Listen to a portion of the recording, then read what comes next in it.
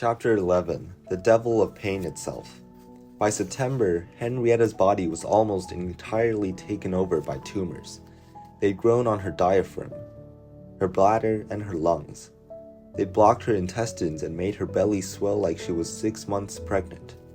She got one blood transfusion after another because her kidneys could no longer filter the toxins from her blood, leaving her nauseated from the poison of her own body.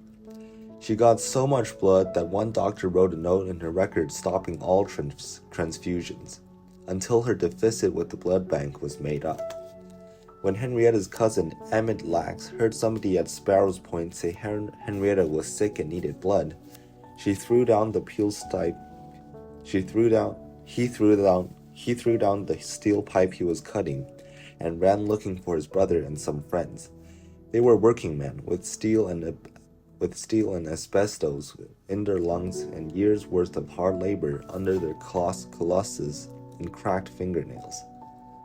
They'd all slept on Henrietta's floor and eaten her spaghetti when they first came to Baltimore from the country, and anytime money ran low.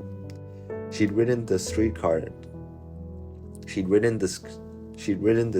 to and from Sparrows Point to make sure they didn't get lost during their first weeks in the city. She'd pack their lunches until they found their feet, then send extra food to work with Day so they didn't go hungry between paychecks. She teased them about needing wives and girlfriends, and sometimes helped them find good ones.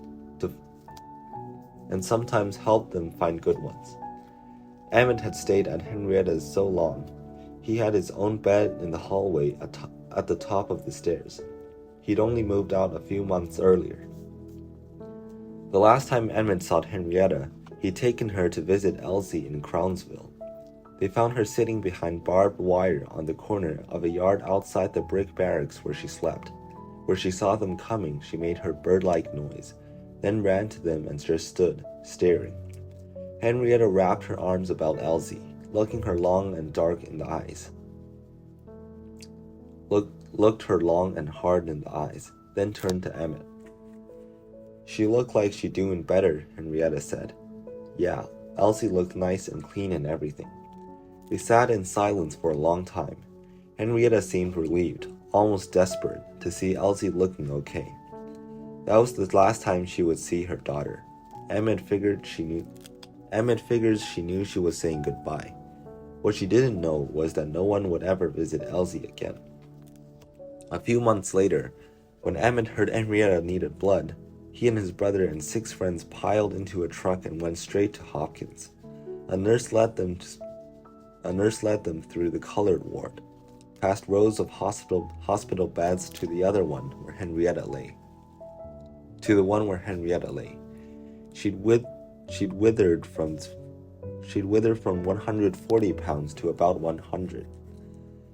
Sadie and Henrietta's sister Gladys sat beside her, their eyes swollen from too much crying and not enough sleep.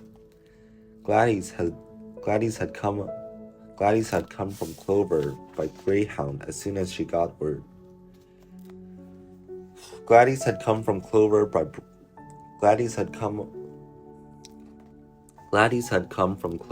Greyhound as soon as she got word Henrietta was in the hospital.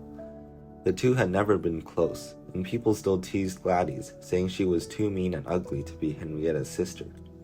But Henrietta was family, so Gladys sat beside her, clutching a pillow in her lap.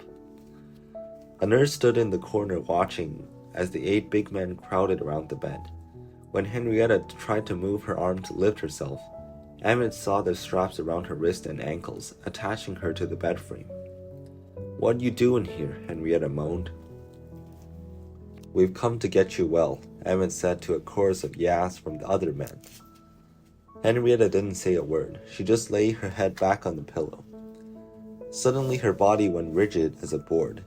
She screamed as the nurse ran to the bed, tightening the straps around Henrietta's arms and legs to keep her from thrashing onto the floor as she'd done many times before. Gladys thrust the pillow from her lap into Henrietta's mouth to keep her from biting her tongue as she convulsed in pain. Sadie cried and stroked Henrietta's hair. "Lord," Emmett told me years later, Henrietta rose up Henrietta rose up out that bed, wailing like she'd been possessed by the devil or pain itself.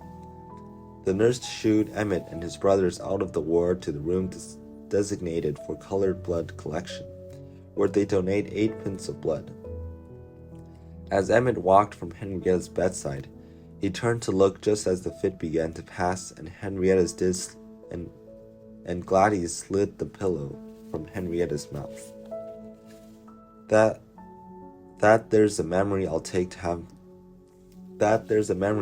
to my grave, he told me years later. When them pains hit, looked like her mind just said, Henrietta, you best. When them pains hit, looked like her mind just said, Henrietta, you best leave. She was sick like I've never seen. Sweetest girl you've ever want to meet, and prettier than anything. But themselves, boy, themselves of hers is something else. No wonder they never could kill them. That cancer was a terrible thing. Soon after Emmett and his friends visited, at 4 o'clock on the afternoon of September 24th, 1951, a doctor injected Henrietta with a heavy dose of morphine and wrote in her chart, discontinue all medications and treatments except analgesics. 2 days later, Henrietta awoke terrified, disoriented, wanting to know where she was and what the doctors had been doing to her. For a moment, she forgot her own name. Soon after that, she turned to Gladys and told her she was going to die. You make sure Day takes care of them children, Henrietta told her sister, tears streaming down her face. Especially my baby girl Deborah. Deborah was just over a year old when Henrietta went into the hospital. Henrietta had wanted to hold Deborah, to dress her in beautiful curl. Henrietta had wanted to hold Deborah, to dress her in beautiful clothes and braid her hair, to teach her how to paint her nails, curl her hair, and handle men. Henrietta looked at Gladys and whispered, Don't you let anything bad happen to them children when I'm gone. Then she rolled over, her back to Gladys, and closed her eyes. Gladys slipped out of the hospital and onto a greyhound-backed